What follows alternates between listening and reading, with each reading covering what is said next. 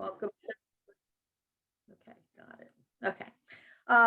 So we're going to have, just the way this is going to work tonight, from my understanding, is we're going to have two presenters. I'm going to introduce Kalela first, and then she'll do her little presentation, and then I'll introduce Bob Branch. And during that whole time, if you have any questions for them, you can put it in the chat box. And at the end of both of their presentations, then we'll do a little Q&A. And then after that, we'll have our little fun get to know each other. Okay. So Kalela Williams is a writer, arts administrator, and history enthusiast. Is currently living in Philadelphia. For the last decade, her professional work has centered around creating pathways to literature and history through artistic and cultural programs. She's the founder of the gathering community Black History Maven, and she offers historical tours and other programs. In addition, she writes fiction that explores the landscape of African-American history. Currently, she is the director of writing in the Mighty Writers Program for young people. So welcome. Thank you. I am Helena Harris, or Eleanor Harris, as I prefer to be called. And I would like to start with a lesson from the New England Primer. If everyone could please turn your, if some of you, if you would like to, could you please turn your speaking mechanisms on, because we are going to learn the alphabet. So if you have your slates, please take them out. We're going to start with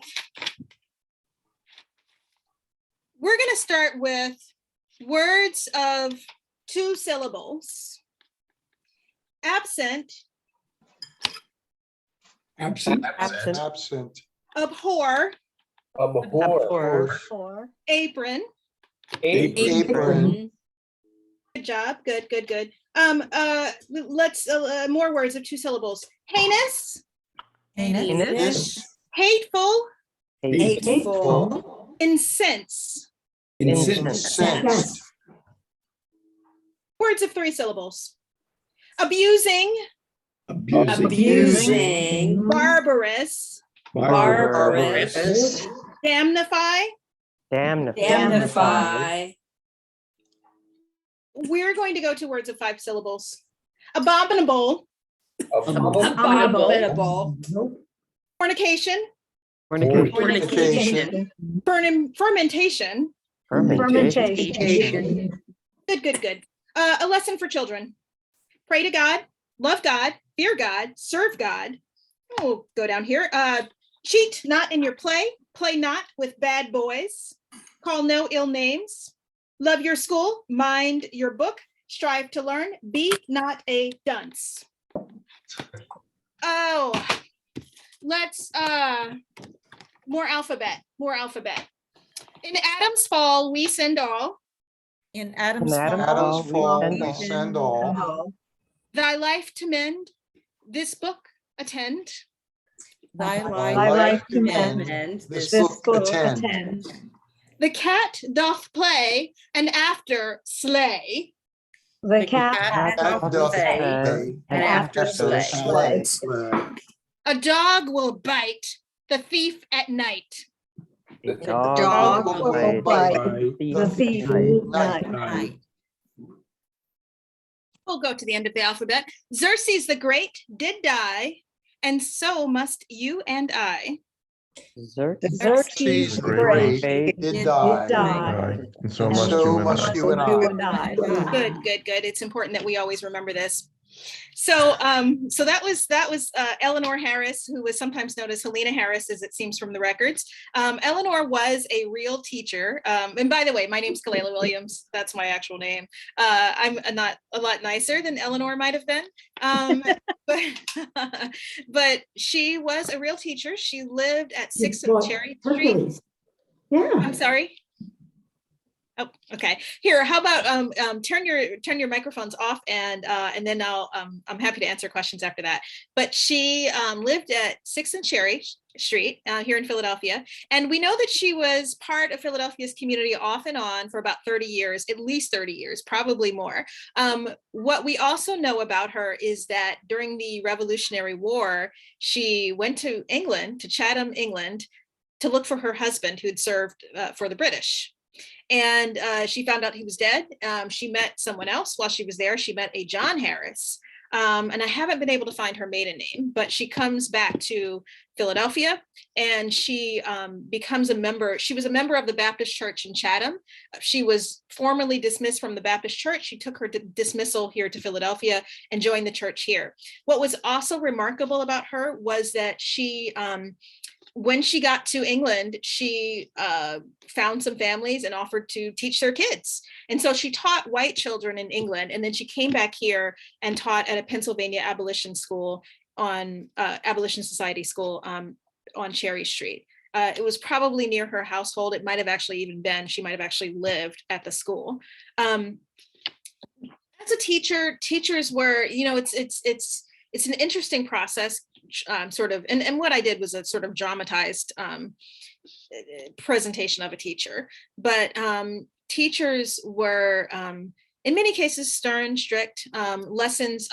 The New England Primer was published in the 1600s and the late 1600s, but it was still used throughout the 18th century, and it was and there were different variations of it, but it was very religious in nature. And even though many members of the Pennsylvania Abolition Society was a Quaker institution, it's possible that Helena Harris or Eleanor Harris would have still used the New England Primer. And so the idea at that time with children's education was that that children didn't always live terribly long. Usually by the time they started school, they were past the most dangerous period, childhood illnesses, but it was still a very fraught time to be a child. And so the idea in school and in learning was you save a child's soul and then you worry about the rest of their actual mind. So your education is going to be steeped in religion. It's going to be steeped in faith, so that at least, if your child never grows up to become, a great reader or whatnot, they still get to go to heaven. So that was sort of the idea behind children's education at that time. Eleanor Harris or Helena Harris would have been remarkable being a Black school teacher at that time. Later, we're going to have, Philadelphia is going to see really just one of the best schools in the country, and that's the Institute for Colored Youth. But that wouldn't be until the 19th century, way past her lifetime. And that would be it would start at 7th and Lombard, and that too was a Quaker founded school. But that school would have Black school teachers, and that's where those of you who've heard of Octavius Catto, which hopefully all of you have, that's where he taught and where he was a student, et cetera, et cetera, et cetera. But at that time, during Helena's time, you would have had the school on Cherry Street. Anthony Benezet was also a teacher during the 1800s. 1700s. I'm sorry. Whoa, brain. So again, that's sort of like I said, that's sort of a dramatized version. Now, kids wouldn't have had textbooks necessarily, because books were really, really expensive at that time. So slates, soapstone, which is what I've got here, if we have that, then then some kids might have had those resources. So here's a question: what records still survive that have told you about Helena's life? So I first learned about her in a 1794 directory, where towards the end it said, at Cherry Street there is a school run by the Quakers, and I'm paraphrasing a little bit, but it says the school mistress is a Black woman of considerable parts who taught white children in England before teaching here. And I was like, what? Woo, what? So at first I only had that little sliver of information. I've since actually lucked into meeting some folks who've actually run across her name. One person actually sort of did some digging because he saw that I had portrayed her at another event. And so what I know is we've got those dismissal records from the Chatham Church, the Chatham Baptist Church. We have another directory where we see it's Eleanor Harris, who's married to a John Harris, living at 6th and Cherry. And it says school mistress, next to her name, it says school mistress who teaches children of her own race. So we know this is more than likely the same person. We also have an obituary, which was really, really interesting because the obituary was extremely laudatory. It talked about how great she was, how she'd been part of the community for 30 years. It described her going to England to look for her husband and then coming back here. It didn't mention her marriage, and it didn't mention if she had children. I suspect she would have, being married twice at that time. I suspect more than likely there might have been some children produced from that union, but I haven't been able to confirm that. So we have those records. We also know that her husband, we know that she died in 1797. We know that she was buried. She was a member of the First Baptist Church here in Philadelphia. Later, her husband went on to found the First African Baptist Church. And he also remarried. He actually remarried the same year that she died. And then when his second wife died, his second wife was buried on top of Eleanor, save space, right?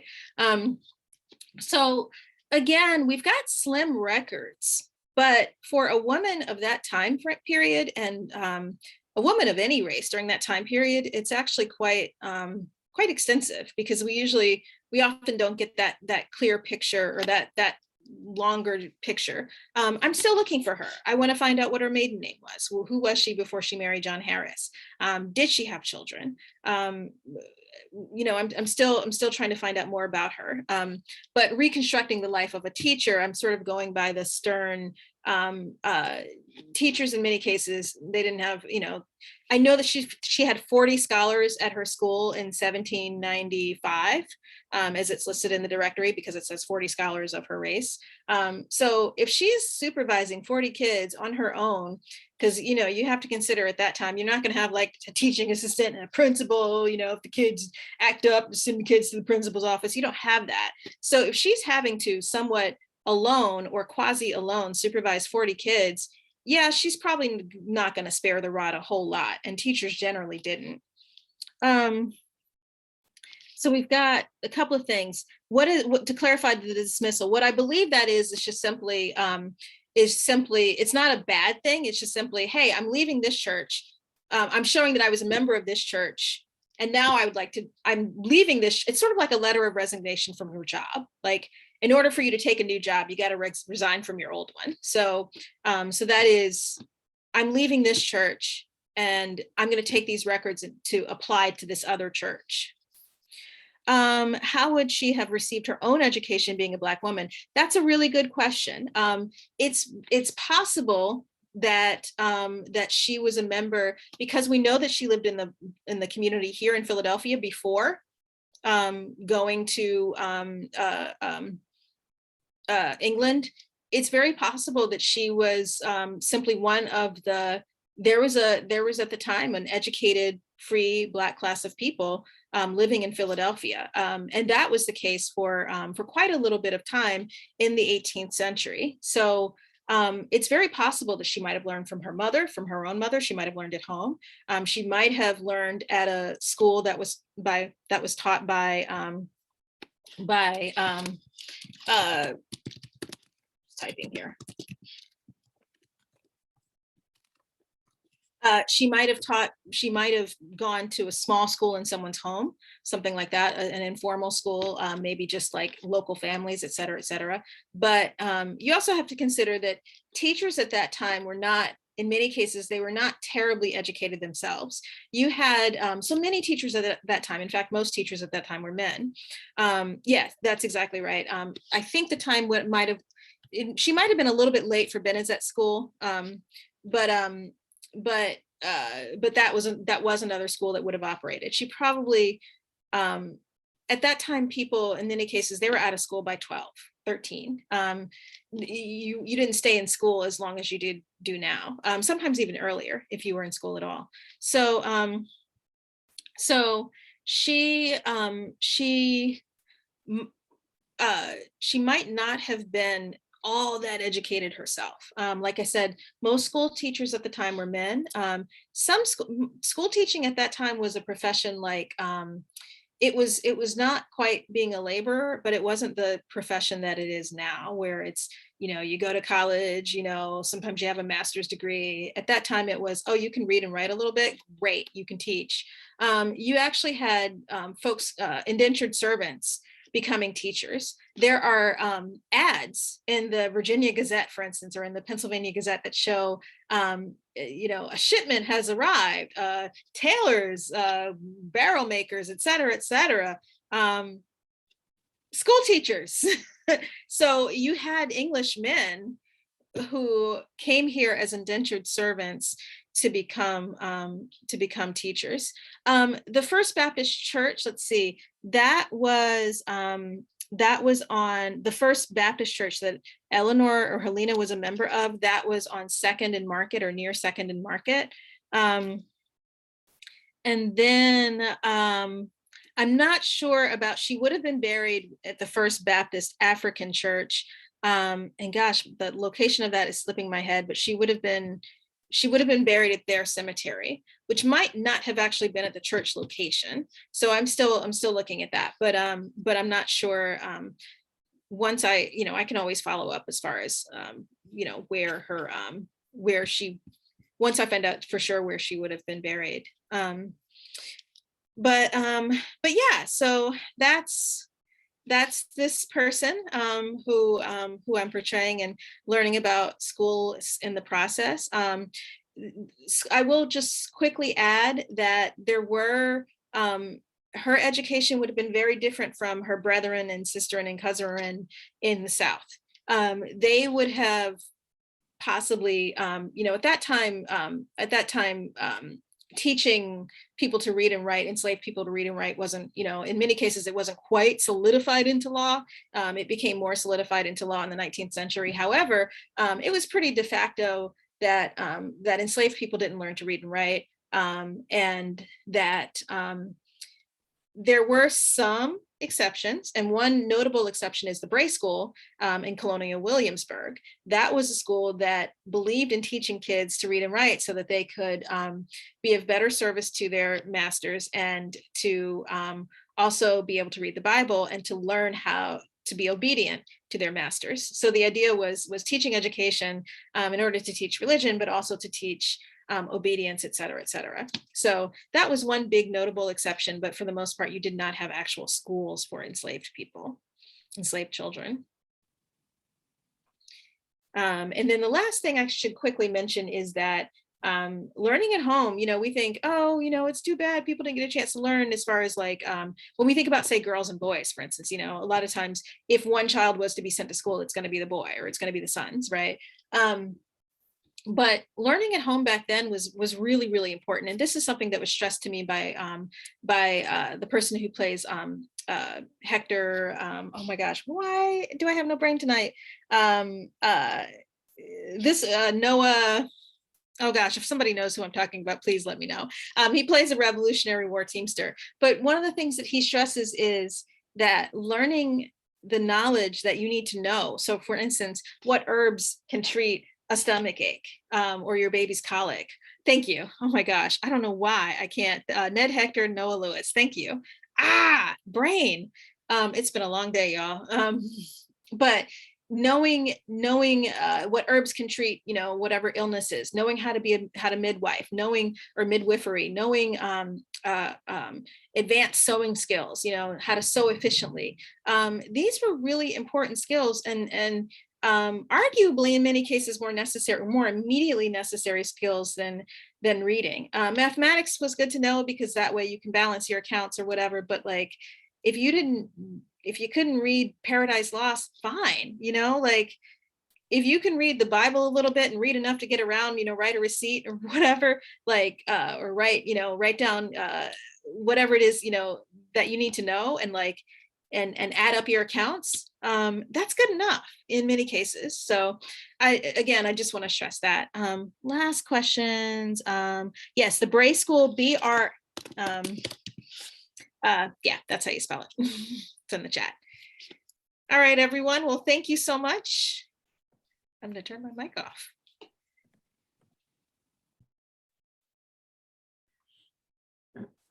Well, thank you so much, Claire. That was really great. I think the Bray School is just, they recently discovered it, correct, in Williamsburg, and it's undergoing restoration. That's right. It is recently discovered. They've discovered some slates and some other items. So it is indeed. And I just want to quickly mention my partner here was Courage. So I just Well, that was great. Thank you so much. Please stay on. Perfect.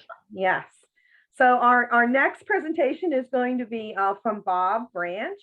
For the last 10 years, Bob has worked primarily as a storyteller, writer, tour guide, and first-person interpreter. You might know him as Octavius Catto, Robert Smalls, William Still, and most recently, Richard Allen.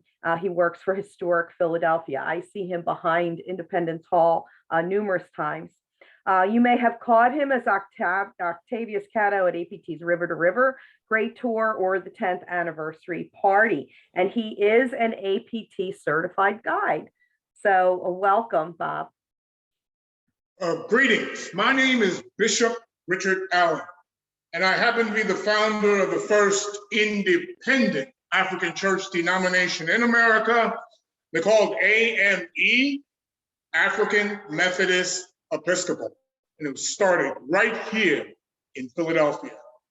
Now, I was born enslaved in the year 1760 and given the name Negro Richard, and owned by a very prominent lawyer here who would be Chief Justice of the Commonwealth. His name was Benjamin Chew.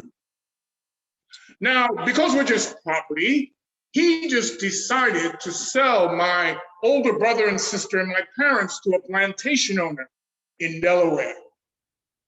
And as the year approached 1776, boy, I heard a lot of talk about freedom, independence. But I thought about my own situation. I am a 16-year-old depressed person. I see myself as nothing more than a poor, wretched, undone Negro, doomed to work from sunup to sundown while somebody else got the benefits. Well, it wasn't long after that that some Methodist preachers came to that plantation. And they got permission from my owner, who was not even a believer, for me to hear the gospel message. And I listened. And I heard that it didn't matter what the color of your skin was. It didn't matter if you were free or if you were enslaved. Everyone will be judged and is in danger of eternal punishment. When they said the only way out was to accept this Redeemer, they said his name was Jesus. Well, after thinking about it for quite some time, I decided I'm going to be a believer. And I even started holding prayer meetings in my owner's kitchen. And you know what? He joined us. And so did his family. And after a while, he began to realize that denying me my God-given right to freedom was wrong. But he couldn't afford to set me free. You see, he was in financial trouble. And you know, enslaved people are worth a lot of money. He had already sold my mother and 3 siblings that were born on that plantation. And he said to me, listen, go out and work. And after you bring me $2,000, you can be free. Well, you know, I found work. as a wagon driver for the Patriot Army. Got $50 a month. And besides doing that work and any other work I could find, I was able to buy my freedom. Now, I wanted to change my name. I didn't like that name, Negro Richard. And I remembered that my original owner, Benjamin Chew, had a very good friend by the name of William Allen. Oh, William Allen was very wealthy. He had been mayor of Philadelphia, even started his own city called Allentown. Well, I decided to change my name to Richard Allen. And oh yes, I've got to work for a living, but I'm also a passionate preacher. Boy, I get quite a reputation. And in 1786, I accepted an invitation to join the ministry at St. George's Methodist Church. But you know, in that church, there were places that you could not go if you had a black skin. You could not even pray there. And on one Sunday, a really good friend of mine, a man by the name of Absalom Jones, he was kneeling down and praying in the wrong place. So the sextons came over to him. You gotta get up, you can't pray here. And he responded, listen, I'll move, but at least allow me to finish my prayer. Request denied. He was dragged violently up off his knees while he was praying. Well, you know, several of us, we walked out of that church. And the Methodist said, you know, you got to come back. Well, we're not going to let you be Methodist anymore.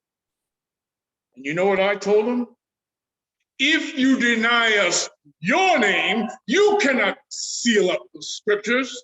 And you cannot deny us a name in heaven. We believe heaven is free for all who worship in spirit and in truth.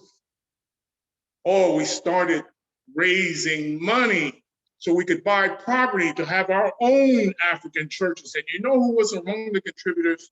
George Washington, Dr. Benjamin Franklin, Dr. Benjamin Rush.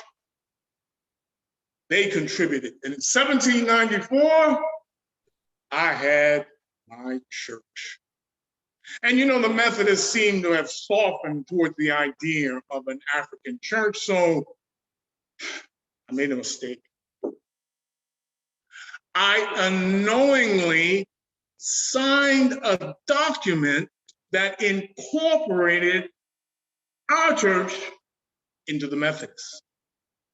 So they said to us, that's not your church anymore, that's our church.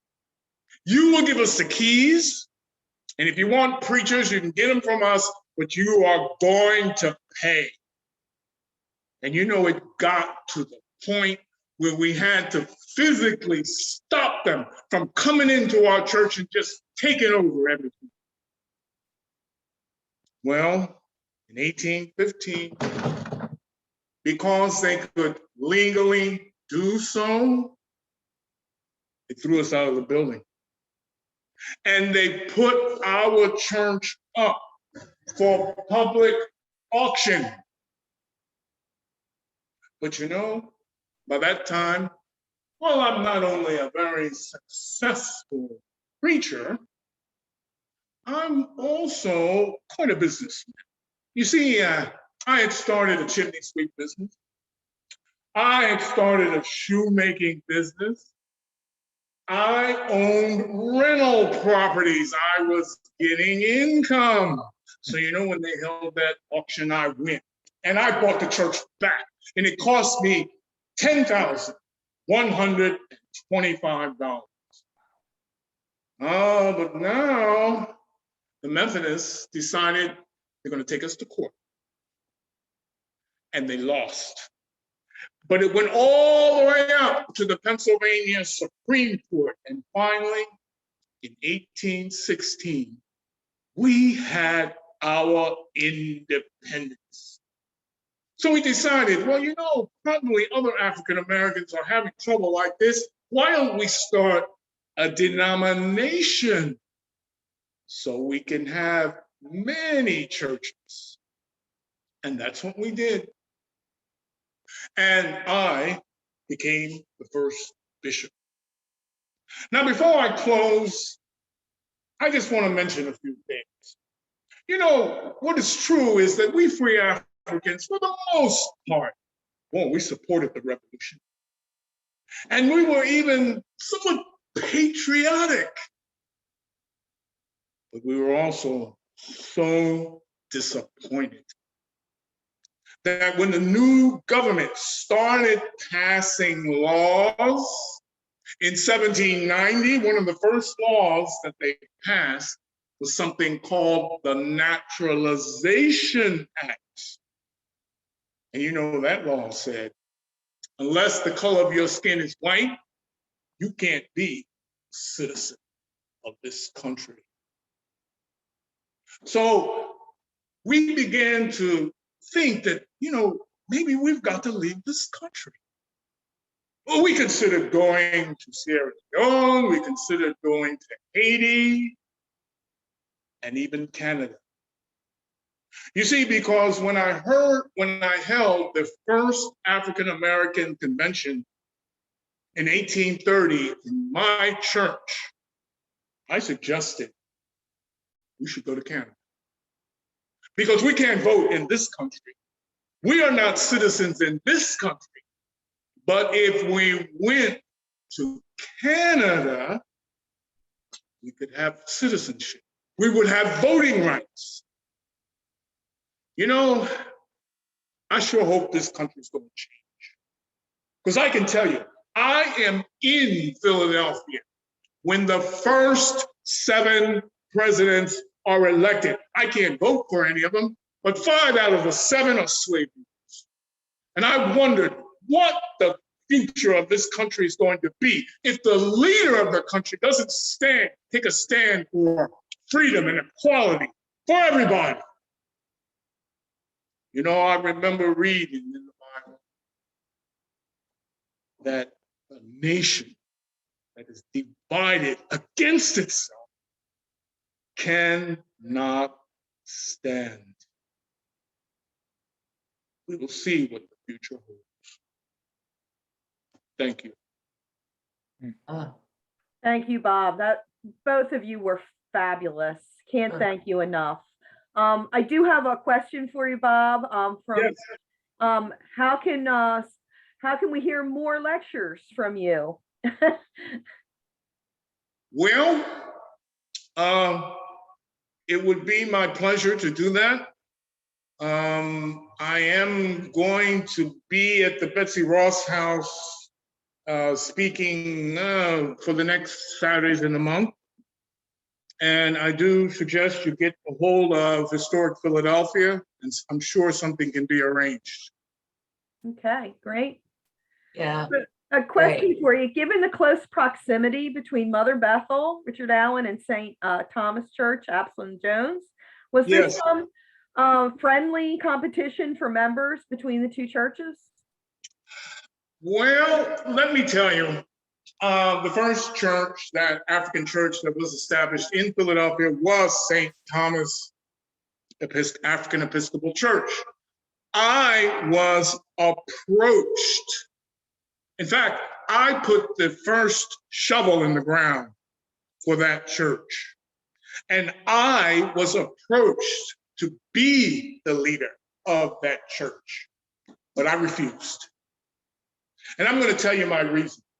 My reason is, you know, if you're familiar with the Episcopal style of worship, whoa, you got a lot of pomp, and you got a lot of ceremony, and you got a lot of high talking, and you got a lot of people getting dressed up in fancy clothes.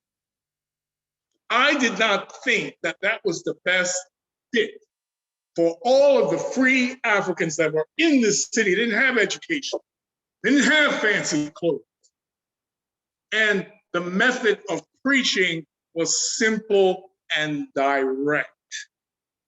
So that is why 2 weeks after St. Thomas's was established, Mother Bethel was established.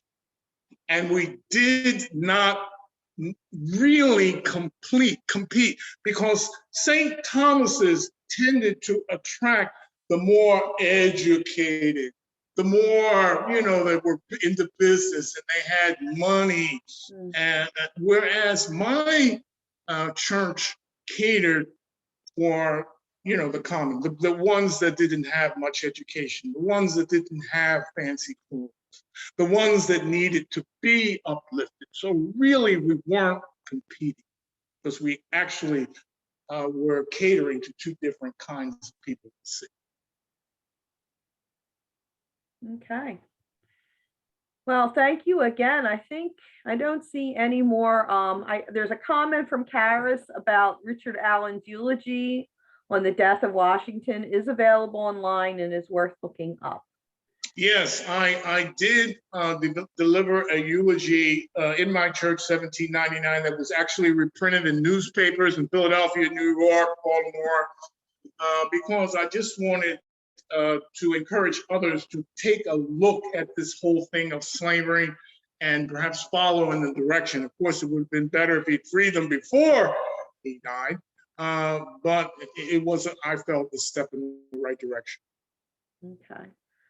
I do have one more question. Just came up. Why does the AME Church include Episcopal in the title? Yes, I hear that question quite a bit. Episcopal in that context does not denote a denomination. It simply denotes the ability to assign bishops. Oh, okay. So it really is not a mix of denomination. It's more just we have bishops too. Okay. All right. Well, I thought this was wonderful. Wow. I thank you again, both of you. Terrific presentations. Very kind. See you back in APT. Both of you. Join us Yes. anytime. Right. Okay. My pleasure. Thank you again. I just have a final with maybe Kalela could just show us her clothing and just talk a little about the different pieces of, because I know I had a class with her and she talked about it. It was really interesting. Sure, thank you. So I am wearing just a quick, I'm wearing a lot of stuff. I'm not wearing shoes, y'all, just gonna be honest, but I got on stockings. They normally would be tied up with a garter, but I kind of didn't bother today because, it's just gonna be on screen. Normally, if I go out anywhere wearing this getup, I gotta tie the stockings up because they don't have elastic and they'll fall. I am wearing a petticoat. One thing about petticoats at this time, I'm wearing this is a 1790s style petticoat, so it's a lot higher up on my waist. We're getting into these high-waisted styles in the late 1700s. I've got a shift under this. I've got a corset or stays, as we would call them. It's got a slit in the side. I could also wear a pocket underneath if I wanted to. The pocket would go underneath my dress and it would tie around my waist just like that. And then if I needed to get something, I would just reach into the slit right here and grab whatever it is, lip balm or whatever. Probably, well, maybe not, maybe lip balm. They had things like that at that time. I've got, this is called a short dress. And you can just see it just sort of ties around here. Sometimes it's also called a bedgown. Bedgowns sometimes are a bit longer. And it sort of ties up in the front. It's all pinned. Women typically didn't wear buttons. Men wore buttons, so you can see Richard Allen. He's got his buttons on his suit. But for women, a lot of times you wear pins. It's easier for pregnancies and things like that. We need to expand and contract and expand and contract. A lot of times women were quite pregnant quite a lot, or nursing quite a lot. Apron. And of course, everything is made of natural fibers. So cotton, linen, wool, et cetera, et cetera. And I mentioned I'm wearing the stays. So if you were to pat me on the back, it would feel like you kind of hurt your hand a little bit. So that's pretty much, oh, hair is covered always. Hair typically was kind of piled to the front. It wasn't pulled back. That's when you see, that's what you see in the 19th century. You see it sort of like swept back or to the side. But 18th century, you're going to kind of pull it all up. Black women would have possibly tried to, they would have worn their own styles, but also sometimes they would have mimicked whatever the style was at the time. Somebody asked, would she have made her own clothes? Yes. Everything that I'm wearing is hand sewn. Somebody actually sewed this. I didn't, but somebody did. And they sewed it using 18th century stitching patterns. And somebody like Eleanor Harris or Helena Harris would have sewn her own clothing more than likely, because she's not going to have necessarily the money to pay somebody else to do it. And we talked about those skills that you learn that are just as important as reading at that time. Sewing was one of those skills. You have to sew textiles like bed sheets, curtains, things like that. All the things that we take for granted all had to be hand sewn. And most of that sewing was done by women. So yes, she would have sewn her own clothing more than likely, and being able to do close, careful stitches would have been really, really important, an important skill. Why the hat? And okay, so women wore their hair covered. You're not going to walk around bareheaded at all. A woman like Eleanor or Helena Harris might have also worn a headscarf tied around her head, because women of African descent often did. But in my case, they also might have worn just your white cap, like other women would have worn. And this is just simply a white cap. You want to cover your hair to keep smells out of it, to keep, dust out of it, et cetera, et cetera. People didn't wash their hair a whole lot. So, your hair is not exactly going to be like the cleanest or the nicest. So you got to bundle that stuff up, put it away, right? And you don't want it to sort of get dirtier. Women did pin their hair up. You're not going to, you see a lot of these old movies, these period movies, and everybody has this long flowing hair. People didn't wear their hair like that. No way. You pin that stuff up. And then as far as the pins that I was talking about with my dress is not, you can see it's got little ties here, and it's pinned together. Like there are little straight pins here. So when I got dressed today, I stabbed myself with pins for you all. No. But because I'm not very good at pinning, so I'm still new at this, and so every time I pin my things together, I'm like, ah! But yeah, you're not going to have buttons. You certainly don't have zippers. So you're gonna pin everything together. So like this thing closes, like I said, with little strings, but also it's sort of pinned. This is sort of pinned to my shoulders. I've got a lot of pins. Like I'm just full of, I'm kind of like a voodoo doll. I'm just like, ugh, ugh, ugh. So yeah, that's.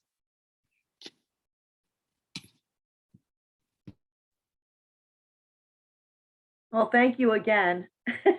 That was interesting, very interesting. So, Just one more quick question. How long does it take to get dressed? Right now, I can get dressed in I've gotten it down to about 45 minutes. It used to take me an hour and a half because of the lacing, and I'm like, how does this work again? Oh my God, there's strings everywhere. But now I've got it down to like 45 minutes. I always allow an hour just in case like something doesn't go right and I can't get it together. But like today it took me about 45 minutes. So woohoo. That's a lot of pinning. All right.